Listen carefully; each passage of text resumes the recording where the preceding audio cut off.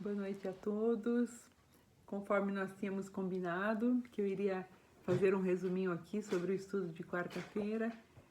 Vou tentar colocar agora num tempo mais rápido, né? Porque o outro que eu fiz ficou um pouco longo. Aí meu celular não conseguiu passar, né? Então, diz em Isaías 57:15: Habito no alto, no lugar santo, com o contrito e abatido de espírito, para vivificar os espíritos abatidos e também vivificar o coração dos contritos. Então, Deus, Ele se coloca ao nosso lado, irmãos, quando estamos abatidos, tristes, né? E também quando nos humilhamos diante do Senhor, Ele se coloca à nossa disposição para nos levantar, para nos animar, nos dar ânimo de vida. Deus não quer que estejamos abatidos em uma situação de depressão, de tristeza. O Senhor quer nos levantar, nos colocar novamente na obra, em atividades.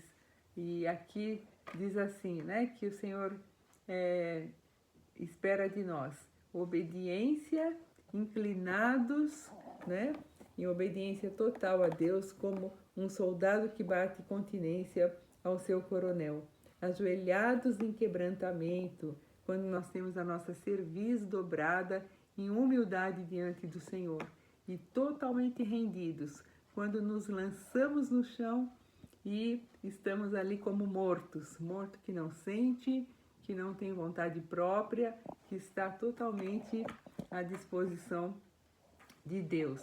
Então, assim que o Senhor quer que façamos, irmãos. Então, Deus espera de nós a santidade total. Como Neemias, o Senhor nos chama para sermos reconstrutores da tua obra aqui na terra, né? Ele diz aqui em Neemias 1, versículo 4: Nós, os seus servos, nos levantaremos e edificaremos a obra do Senhor, né? Então, Neemias foi chamado para reedificar aquilo que estava destruído. Deus nos chama hoje para sermos reconstrutores de algo que está destruído, desfeito. Deus conta com a sua presença, Deus conta com a sua ajuda, querida irmã, para reconstruir aquilo que estava destruído, não é? Então, diz, né, uma história aqui, os japoneses, eles são aqueles que constroem os vasos de porcelana mais perfeitos, né, e mais valiosos, e também os chineses. E existe um vaso, né, que quando eles fazem aquele vaso e aquele vaso se quebra, eles não jogam fora os cacos, eles pegam todas aquelas pecinhas que foram quebradas, né, e reconstrói o vaso como se fosse um belo mosaico.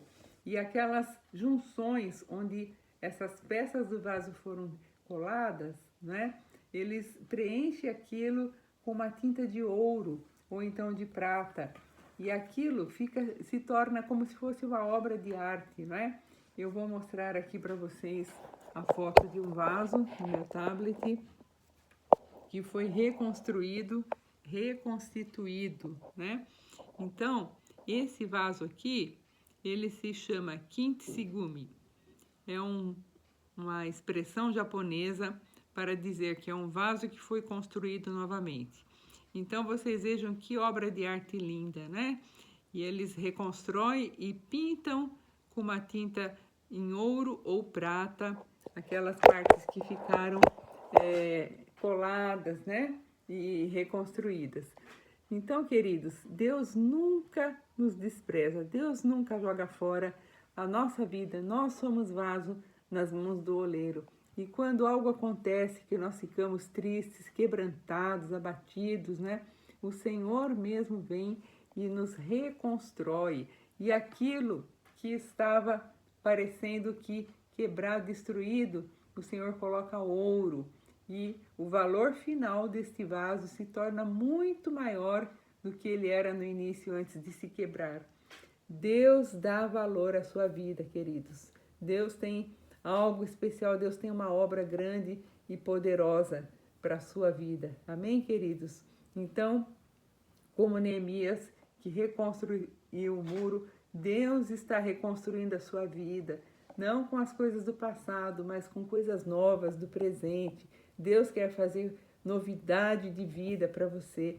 Pare de olhar para o passado, pare de olhar para aquilo que já se foi, as pessoas que foram embora da sua vida, aqueles irmãos que já saíram da igreja, eles estão agora numa outra fase, num outro momento, e Deus vai acrescentar coisa nova na sua vida. Então olhe para o Senhor, autor e consumador da fé, que Deus começou uma obra e Ele há de completá-la na sua vida até o dia de Cristo Jesus, nosso Senhor. Amém, queridos? Deus te abençoe.